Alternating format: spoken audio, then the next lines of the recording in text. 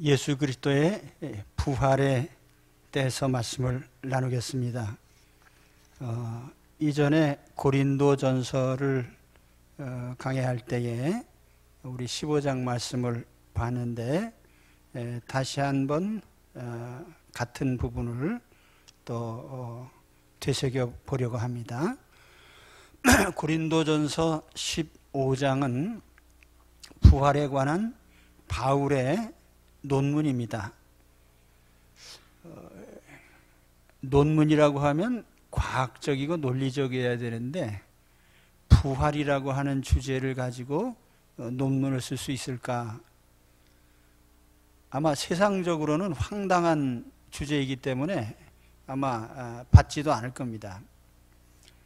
과학적으로 무덤에서 살아난 사람이 없고 또 그럴 가망성이 없기 때문에 아마 이것은 다룰 수 없는 주제에 속할 겁니다. 그러나 바울은 감히 이 부활이라고 하는 주제를 가지고 논의를 하고 있습니다. 바울이 이 논문을 쓴 근거는 두 가지예요. 첫째는 예수님이 부활하셨다고 하는 하나의 팩트죠. 사실, 역사적인 사실, 역사적으로 일어난 일이 첫 번째 근거이고 또 하나의 근거는 그와 같은 부활이 하나님의 계획 속에서 일어났다는 것입니다. 그래서 오늘 말씀 보면은 성경대로라고 하는 말이 반복되죠. 예수님의 부활은 하나님이 계획하신 것이고 그 하나님의 계획대로 일어난 일입니다. 그래서 바울은 이 부활에 대한 논의를 이렇게 하고 있죠. 육체 부활은 우리 그리스도인의 삶에서 아주 중요한 부분입니다. 오늘 우리가 세상 살아가면서 여러 문제에 직면해 있고 오늘 당신의 인생의 가장 중요한 문제가 뭡니까? 라고 묻는다면 뭐 이런저런 얘기를 예로 들 수 있을 겁니다. 예를 들면 먹고 사는 문제 혹은 가정의 문제, 자녀 문제, 건강의 문제, 또 어떤 사람들은 사회적 이슈를 얘기할 수도 있을 겁니다. 환경 문제라든지 핵 문제라든지 경제 위기 문제, 사회복지 문제 혹은 노동이나 교육의 문제 혹은 남녀 평등의 주제, 이런 다양한 주제들을 현실적인 우리 현안으로 얘기를 할 수 있을 겁니다. 그러나 사도 바울은 이 글을 통해서 우리의 육체적 부활에 대해서 우리 육체가 부활한다고 하는 이 문제를 가장 중요하게 다루고 있습니다. 사람들은 육체적인 죽음이 다가오면 절망하고 그 이상 이젠 인생은 끝난 것으로 생각합니다. 그러나 오늘 사도 바울은 이 부활로 말미암아 우리의 새로운 삶이 또 전개되는 것을 말씀을 하고 있습니다. 더 이상 죽음의 공포심이나 두려움에 매여 살지 마시고 오늘 바울이 전한 이 말씀을 통해서 죽음의 문제를 해결하고 또 죽음을 극복한 자로서 부활의 능력을 가지고 사시기를 축원합니다. 오늘 말씀에 바울이 먼저 얘기한 것은 복음을 믿고 구원받으라고 하는 메시지입니다. 1절, 2절에 보면 형제들아 내가 너희에게 전한 복음을 너희가 너희로 알게 하노니 이는 너희가 받은 것이요 또 그 가운데 선 것이라. 너희가 만일 나의 전한 그 말을 굳게 지키고 헛되이 믿지 아니하였으면 이로 말미암아 구원을 얻으리라. 바울은 고린도 교인들에게 복음을 전했습니다. 이 복음이 뭡니까? 좋은 소식이란 뜻인데 그 좋은 소식의 내용이 뭡니까? 예수 그리스도께서 우리 죄를 대신하셔서 십자가에서 죽으셨고 예수님이 우리를 다시 살리시기 위해서 무덤에서 살아나셨다고 하는 소식입니다. 복음의 알맹이는 예수님이죠. 예수님이 우리 죄를 대신하여서 죽으셨다. 예수님이 우리를 살리시기 위해서 무덤에서 살아나셨다. 복음의 핵심은 결국 예수님이에요. 예수 그리스도를 믿고 주님의 대속의 십자가를 믿고 주님의 부활을 믿는 이것이 우리에게 복음이죠. 이것을 믿을 때에 우리가 이제 하나님의 자녀의 자리로 돌아오게 됩니다. 이 성경이 말씀하는 구원, 오늘 여기 구원을 받으라고 하는데 구원받는다는 의미는 우리 하나님을 떠나 있는 사람들이 하나님의 자녀의 자리로 돌아오는 것입니다. 이것을 우리가 구원이라 이런 말로 표현을 하죠. 오늘 먼저 하나님의 자녀의 자리로 돌아오는 이 구원의 은혜를 먼저 받으시기를 축원합니다. 여기에는 3단계의 과정이 있습니다. 첫째는 우리 자신이 하나님 앞에 죄인임을 깨닫고 인정해야 됩니다. 내가 하나님 앞에 얼마나 큰 죄인인가. 전도할 때 사람들이 제일 듣기 싫어하는 얘기가 우리는 다 죄인입니다. 이렇게 얘기를 하면 아주 싫어하죠. 불쾌해하고. 그래서 전도지를 만들 때 우리는 죄인입니다. 이렇게 시작하지 않고 하나님은 당신을 사랑하십니다. 이런 말로 시작을 해요. 시작을 뭘로 하든지 분명한 사실은 우리는 죽을 죄인이라는 거죠. 그 사실을 반드시 얘기해야 돼요.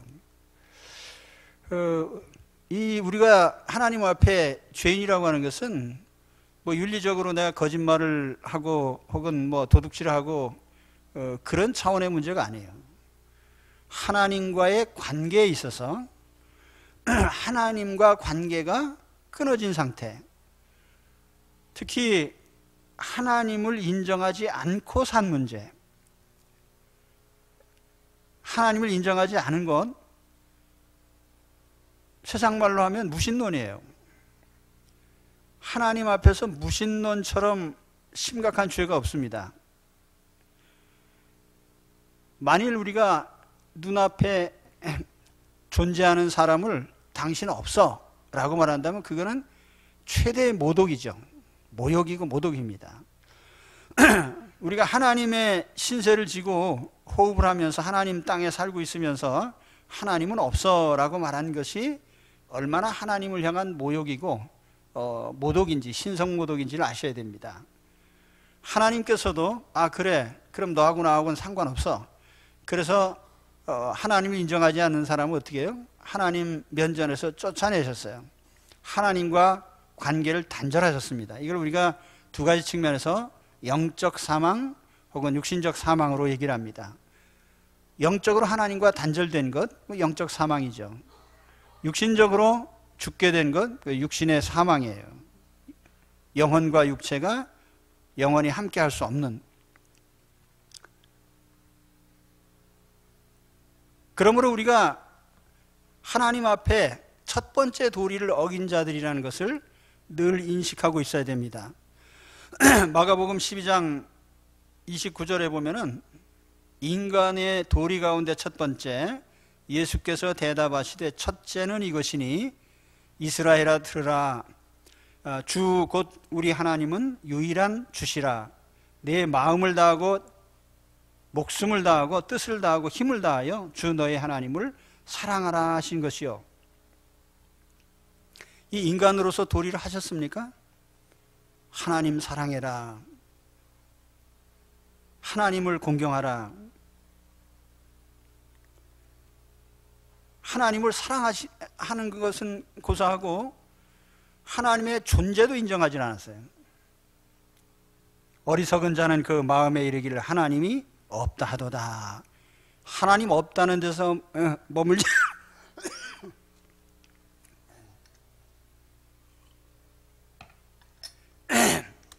하나님 없다는 데서 머물지 않고 하나님의 뜻을 거역하면서 삽니다. 하나님이 하늘에서 이렇게 내려다보시니까 하나님의 뜻을 행하는 자가 하나도 없고 하나님을 찾는 자조차도 없어요.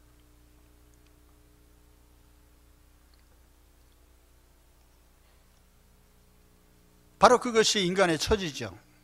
하나님과 원수된 관계. 그런데 이와 같은 인간의 죄는 인간 스스로가 해결할 능력이 없습니다. 다시 말하면 인간은 스스로 하나님 앞에 돌아올 능력이 없단 말이에요. 하나님을 찾을 수도 없고 찾지도 않고, 하나님 앞에 내가 지은 그 반역죄를 무엇으로 갚겠습니까? 갚을 길이 없는 거예요. 그래서 인간 세상에 보면은 죄가 점점 가득 차갑니다.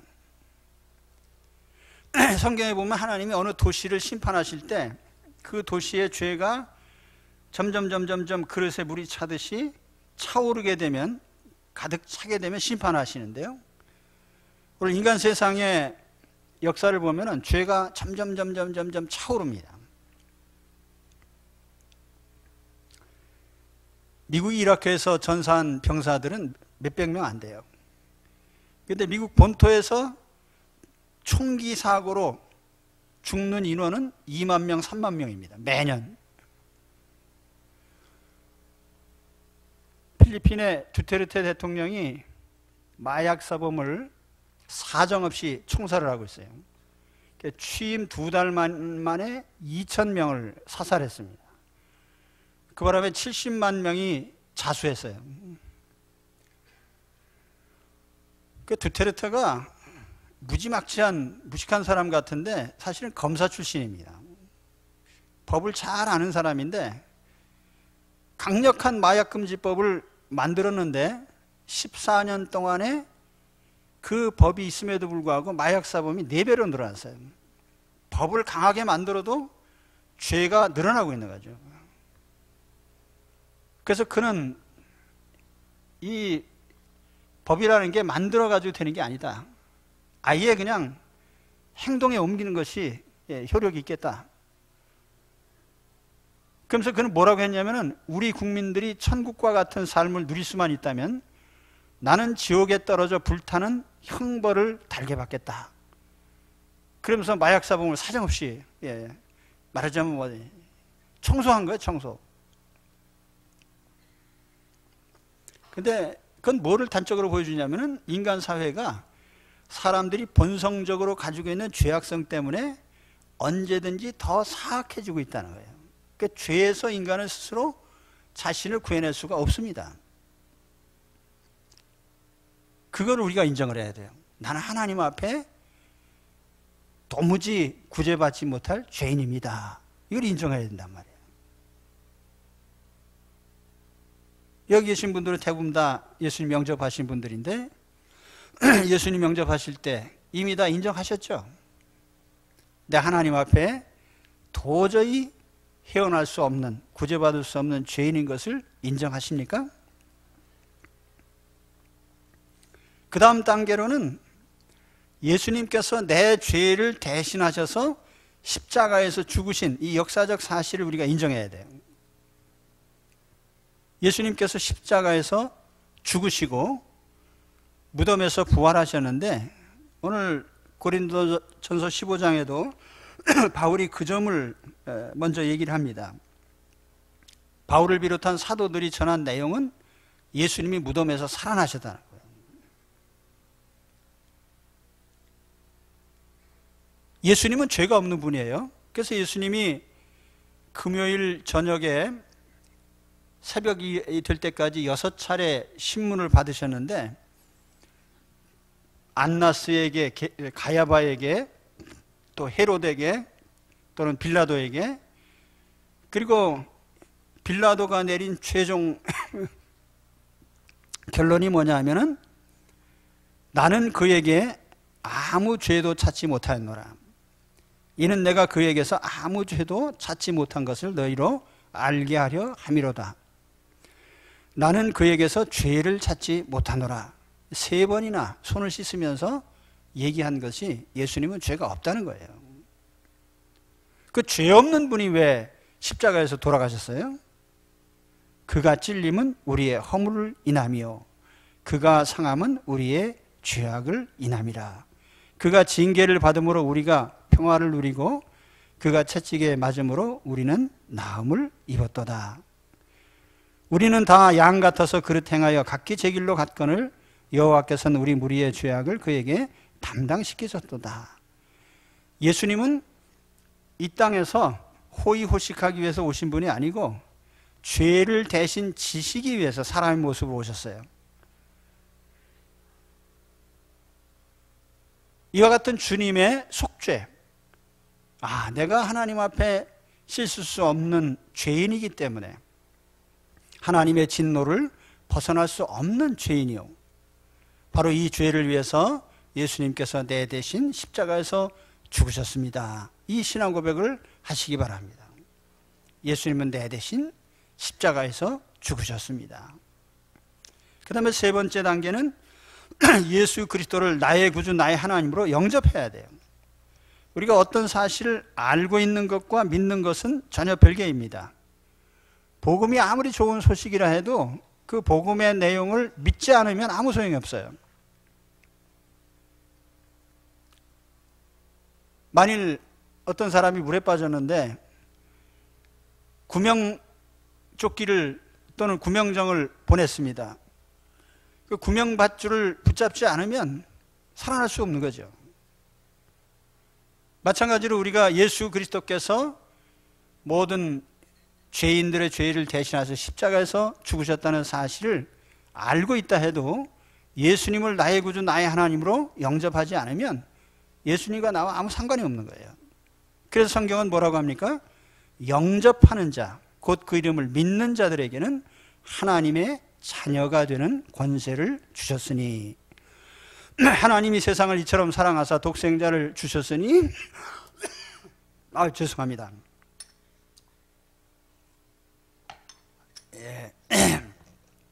각종 훌루가 계속 매주 찾아오는데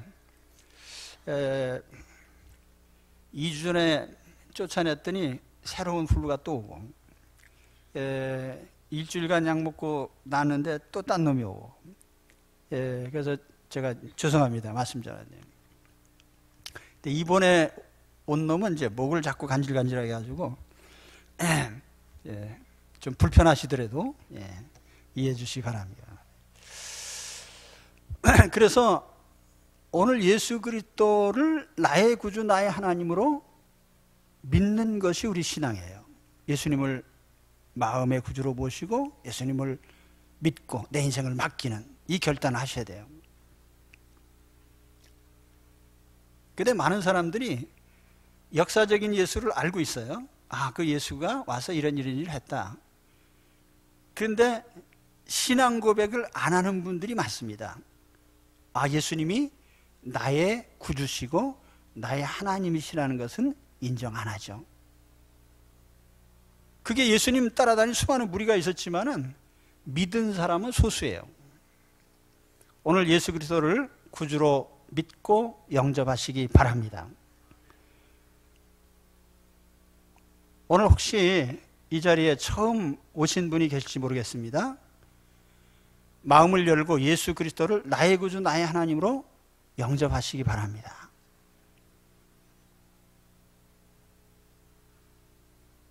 우리 다 이미 영접했지만은 새로 또 믿으시는 분들을 위해서 우리 함께 제 기도를 따라해 주시기 바랍니다. 하나님, 저는 오늘 하나님 앞에 죄인인 것을 인정합니다.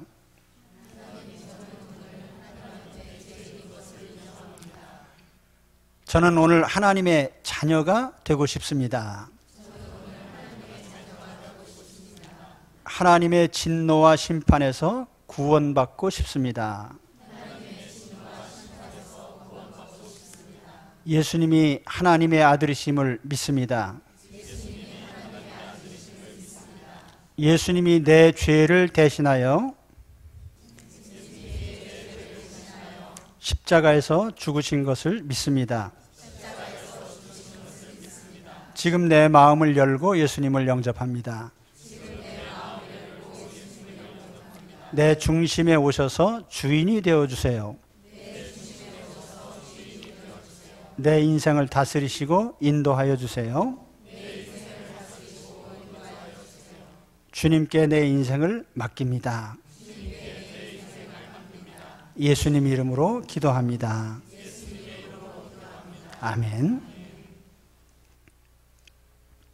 자, 예수님을 마음 중심에 모셔드리셨습니까? 예수님을 중심에 모신 그 사람은 다 하나님의 자녀로 인정해 주십니다. 우리는 하나님 자녀가 된 사람들이에요. 하나님 자녀가 되는 것은 우리 인생에는 가장 큰 특권입니다. 우리가 예수님을 영접함으로써 하나님은 나의 모든 죄, 지난날의 죄나 현재의 죄나 미래의 내 생애에 다가올 모든 죄의 정죄로부터 나를 풀어주셨습니다. 우리는 혹시 살아가는 동안에 죄를 지을 수도 있지만 성령께서 그러한 모든 죄를 회개하도록 우리를 도와주셔서 우리가 변함없이 하나님의 자녀로 살 수 있도록 도와주십니다. 이 신분이 어떤 일이 있어도 변하지 않습니다. 하나님 품 안에 있는 우리 자신의 모습. 우리는 이 땅을 살아가는 동안에 물론 우리의 몸과 마음이 다 하나님 품 안에 있습니다. 그리고 우리의 영혼은 영원히 이제는 하나님과 함께 사는 영생의 축복을 받았습니다. 우리의 몸이 잠시 우리 육체를 떠나 있게 되겠지만 그러나 그것조차도 우리 주님께서 부활의 능력을 통해서 우리가 다 부활할 수 있는 능력을 우리에게 주셨습니다. 그러므로 우리는 이 땅에 사는 동안에도 하나님의 자녀로서 영생을 가진 자로 또 부활 생명을 가진 자로 살게 될 것입니다. 그럼 이제 오늘 말씀 예수님의 부활에 대해서 얘기를 해보겠습니다. 예수님 부활 얘기할 때 첫째로 언급되는 것은 예수님 부활의 역사성이죠. 예수님의 부활에 대해서는 사복음서가 공히 기록하고 있고 바울이 쓴 13개의 편지 가운데 가장 핵심적인 내용은 예수님의 죽으심과 부활입니다. 그렇기 때문에 부활은 어떤 꾸며낸 얘기이거나 거짓 이야기가 아닙니다. 어떤 사람들은 예수가 기절했다 깨어났다 할 얘기가 없으면 가만히 있으면 50점이나 되지 왜 그런 엉뚱한 소리를 합니까? 성경을 기록한 사도들이나 목격자들이 괜히 할 일 없어서 그런 얘기들을 하겠습니까? 그 모르면 가만히 있으면 괜찮은데 엉뚱한 소리 하면 안 돼요. 예수님이 기절했다가 일어나신 게 아니에요. 그렇기 때문에 예수님이 분명하게 십자가에서 죽으시고 군병들이 확인하고 죽음을 확인했기 때문에 만일 십자가에서 죽지 않으면요 몽둥이로 이렇게 두들겨서 뼈를 꺾어버립니다. 예수님께는 그렇게 안 한 이유가 이미 돌아가셨기 때문에 또 시신을 가져다가 아리마대 요셉이 정성껏 묶어서 무덤에 장사되었고 그 무덤은 군병들에 의해서 굳게 지켜졌어요. 예수님 분명히 죽으셨다가 살아나신 겁니다. 신약 성경의 기록은 대략 예수님께서 부활 승천하시고 20년 이후에 혹은 예수님이 부활 승천하시고 대략 60년 이내에 다 기록한 내용들입니다. 그렇기 때문에 오늘 바울도 얘기하지만은 예수 사건을 목격한 사람들이 태반이 살아있을 그 당시에 누가 이런 거짓말을 하겠는가. 또 사도들은 예수님의 부활을 전하다가 거의 다 순교당했어요. 누가 거짓을 위해서 목숨을 걸겠는가. 어느 역사 기록보다도 예수 사건에 대한 이 기록은 풍부하게 많이 자료가 남아 있습니다. 많은 사본들이 있어요.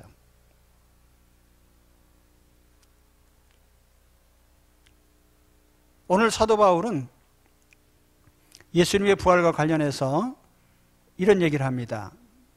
예수님은 성경대로 부활하셨다. 성경대로. 그 성경이 예수님의 죽으심도 예언하고 있고 예수님의 부활도 예언을 하고 있어요. 뿐만 아니라 우리 모든 예수 믿는 사람들의 부활까지도 성경은 다 예언하고 있습니다. 예수님의 죽음에 대해서는 뭐 아벨의 제사부터 아브라함이 이삭을 바친 사건, 혹은 유월절의 어린 양, 레위 제사에 희생되었던 수많은 제물들, 직접적으로 보면은 이사야서 53장이나 시편 22편, 성경 여러 곳에 예수님의 죽으심을, 십자가의 죽으심을 예고하고 있어요. 그리고 예수님의 부활도 마찬가지예요. 여호와께서 이틀 후에 우리를 살리시며 제3일에 우리를 일으키시리니 우리가 그 앞에서 살리라. 일반 성도들의 부활에 대해서 에스겔서 37장에 보면은 골짜기에 가득했던 마른 뼈들이 하나님의 명령을 따라서 생기가 거기에 부어지고 그 뼈들이 일어나서 부활하는 것을 보여주고 있습니다. 이사야 26장 19절에는 이렇게 예언을 합니다. 주의 죽은 자들은 살아나고 그들의 시체들은 일어나리이다. 티끌에 누운 자들이 너희는 깨어 노래하라. 주의 이슬은 빛난 이슬이니 땅이 죽은 자들을 내놓으리로다. 예수님께서 죽은 나사로를 사흘 만에 살리셨죠. 그래서 부활은 어느 날 우연히 일어난 하나의 사건이라든지 우연히 일어난 일이 아니라는 거예요. 하나님이 철저히 계획하신 가운데에 일어난 일입니다. 예수님은 무덤에서 부활하셨어요. 무덤이 뭐죠? 죽음의 종점이죠. 그래서 사람들은 무덤에 들어가면 일단 그 이후에는 다 불가능한 것으로 봅니다. 그 육체는 끝났다고 생각하는 거죠. 거기에서 예수님은 일어나셨어요. 무덤의 절망을 주님은 무효로 만드신 거죠. 세상에 화려한 무덤들이 많습니다. 그러나 그 속에 시체들이 그냥 남아있다면 그건 아무 의미가 없죠. 그러나 예수님은 무덤에서 살아나셨습니다. 오늘 우리도 마찬가지예요. 그렇기 때문에 우리가 죽은 다음에 무덤을 준비할 게 아니에요. 우리는 부활을 준비해야 돼요. 그러니까 죽는 건 너무 두려워하지 마시고요. 예수님의 부활을 바라보며 예수 그리스도께서 무덤 속에 사흘 동안만 계셨어요. 무덤에는 오래 있을 곳이 아닙니다. 오늘 우리도 마찬가지예요. 어떤 분이 내 무덤을 만드느니 차라리 땅콩밭을 만들어라, 그렇게 말씀하셨는데, 무덤에 과도히 신경 쓰지 마시고요. 오히려 부활의 소망 중에 사시기를 축원합니다. 그리고 마지막 드릴 말씀은 이 부활에 대한 확신과 또 부활을 증거하는 생활이에요. 오늘 말씀에 보면은 예수님의 부활을 목격한 많은 제자들을 열거하고 있죠. 여기에는 베드로 12제자, 500여 형제들, 야고보, 바울, 이 모든 사람들이 다 주님의 부활의 목격자들입니다. 부활을 전한다고 하는 것은 굉장히 도전적인 일이에요. 이 세상 사람들이 절망하는 것의 대부분은 죽음이에요. 그래서 죽음을 극복하지 못하고 절망에 빠진 사람들에게 너는 살아날 수 있어. 너에게 부활의 기회가 있다. 이거 얼마나 좋은 소식이에요. 그죠? 우리가 병원에 입원해 있는 사람에게 잠깐 위로는 할 수 있어요. 그러나 우리는 다 이 땅을 떠나게 되어 있습니다. 아무리 건강한 사람도 나이가 들면 다 세상을 떠나죠. 그 사람에게 건강하게 오래 사세요라고 말하는 것이 별 의미는 없는 거예요. 그러니까 될 수 있는 대로 저는 그런 기도를 잘 안 합니다. 예, 오래 사세요. 예, 땅에서 오래 살아 얼마나 살 거예요.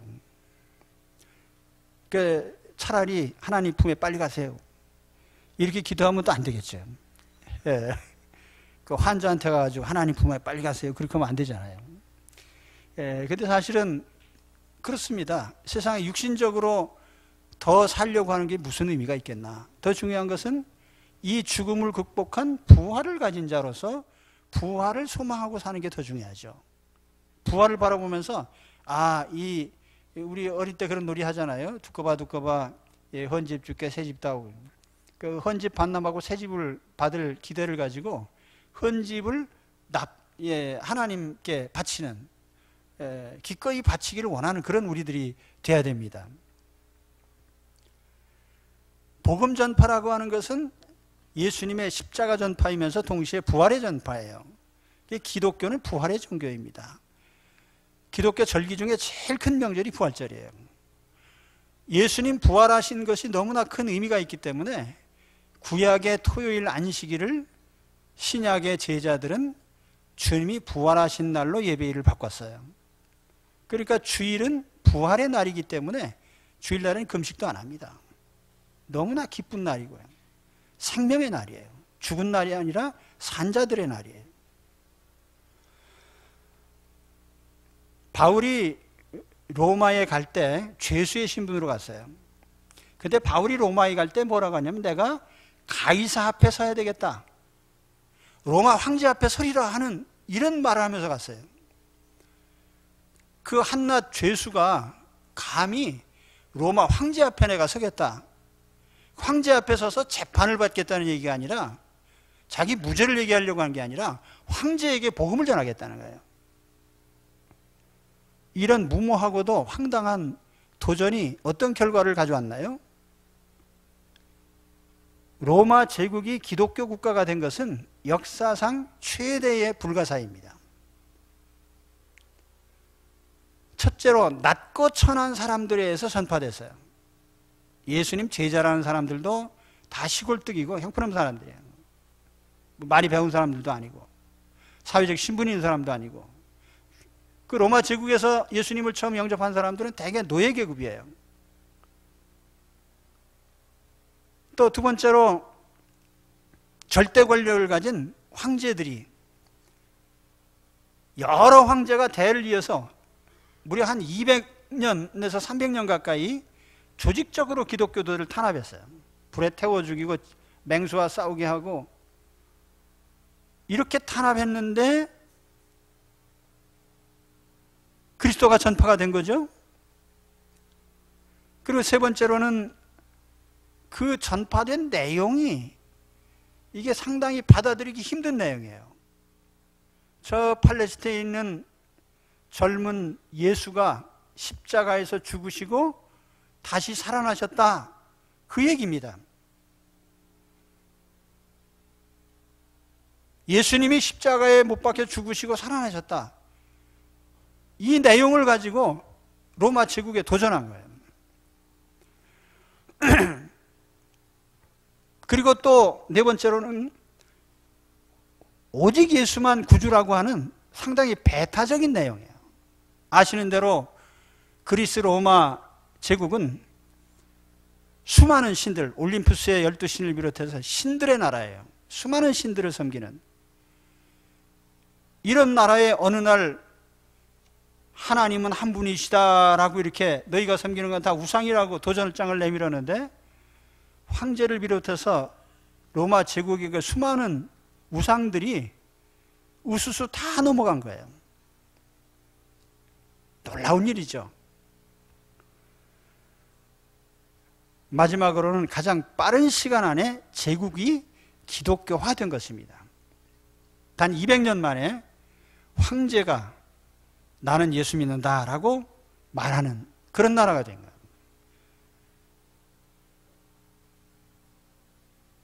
이런 기적적인 변화가 로마 제국에게만 일어난 게 아니라 사실 더 많은 기적은 수많은 숨은 전파자들이 순교를 하면서 예수님을 전했다는 거예요. 왜냐하면 그들은 부활을 믿기 때문에 죽음을 두려워하지 않았어요.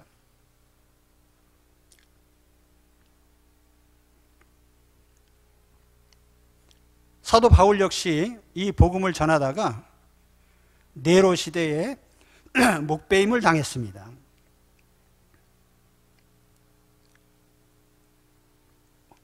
오늘 우리 역시 이 부활의 소유자들이에요.